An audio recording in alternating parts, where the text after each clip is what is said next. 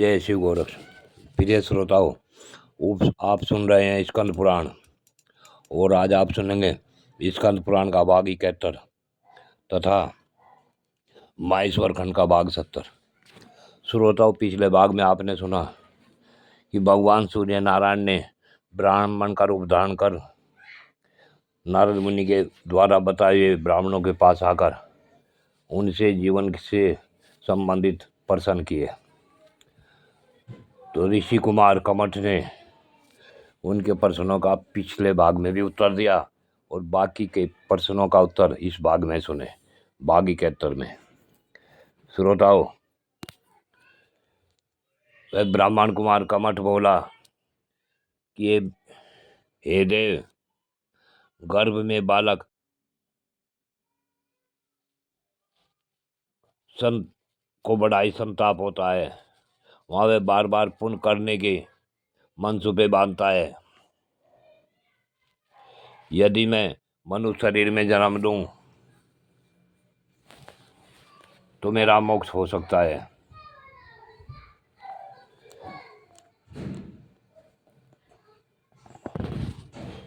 इस चिंता में पड़े हुए बालक के शेष 2 मास अधिक पीड़ा के कारण 3 युगों के समान बीतते हैं तथा जब वह पैदा होता है तो नीचे को मुख करके योनि के संकीर्ण द्वार से कष्टपूर्वक निकलने लगता है।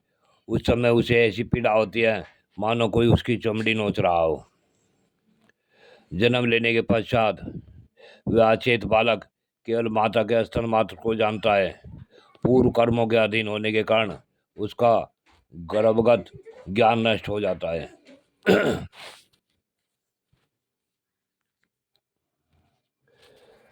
तब भगवान सूर्य नारायण बोले कि हे वत्स कमठ, तुम्हारी बुद्धि तो वृद्धों जैसी है। तुम बहुत अच्छा प्रतिपादन कर रहे हो। अब मैं तुमसे शरीर का लक्षण सुनना चाहता हूँ, उसे बताओ। तब कमठ ने कहा, हे विप्रवर, जैसा ये ब्रह्मांड है वैसा ही यह शरीर भी बताया जाता है। पैरों का मूल भाग तलवा पाताल है, पैरों का ऊपरी भाग रसातल है, दोनों गुल्फ तलातल है, दोनों पिंडलियों को महातल कहा गया है, दोनों घुटने सुतल, दोनों उरु जांग तथा कटिभाग अतल लोक है।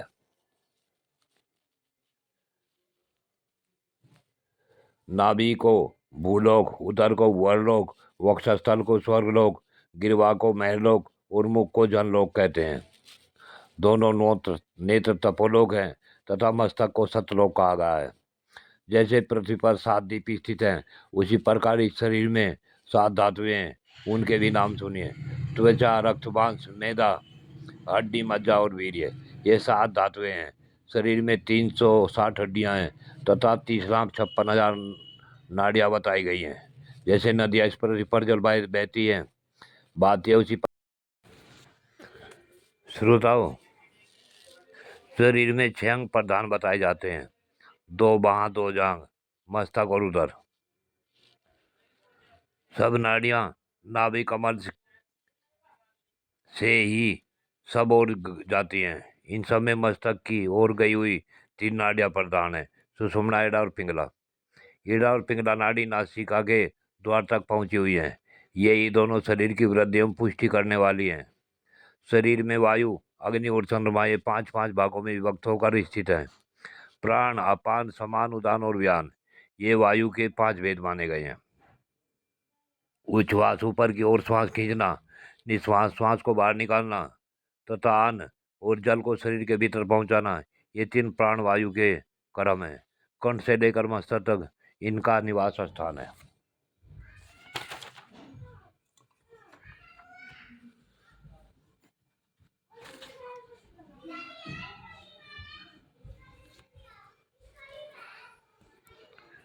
श्रोताओं,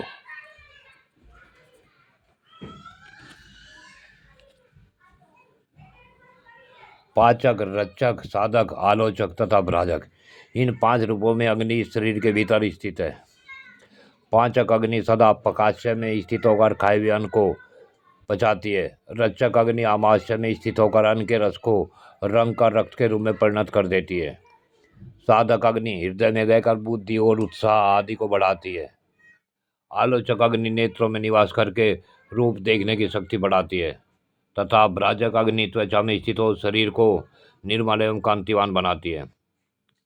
क्लेदक, बोधक, तर्पण, श्वेत, अश्लेषण तथा आलंबक, इन 5 रूपों में चंद्रमा का शरीर के भीतर निवास है।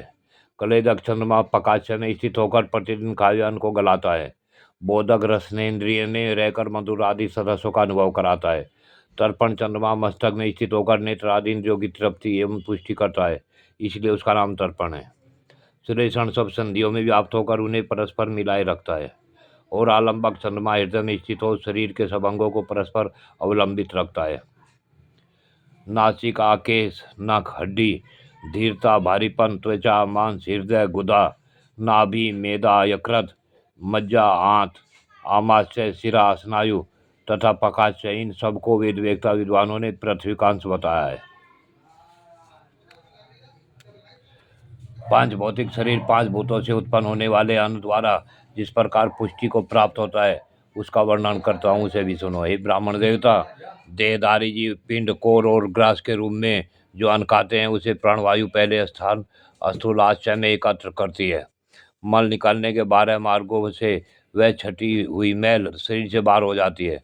2 कान, 2 आँख, 2 नाक, जिह्वा, दांत, लिंग, गुदा, नख और रोमकूप, ये 12 मल के आश्रय हैं।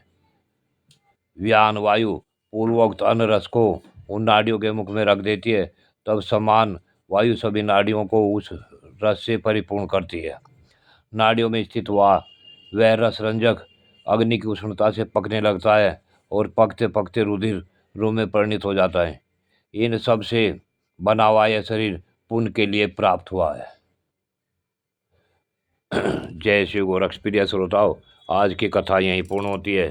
आगे की कथा अगले भाग में।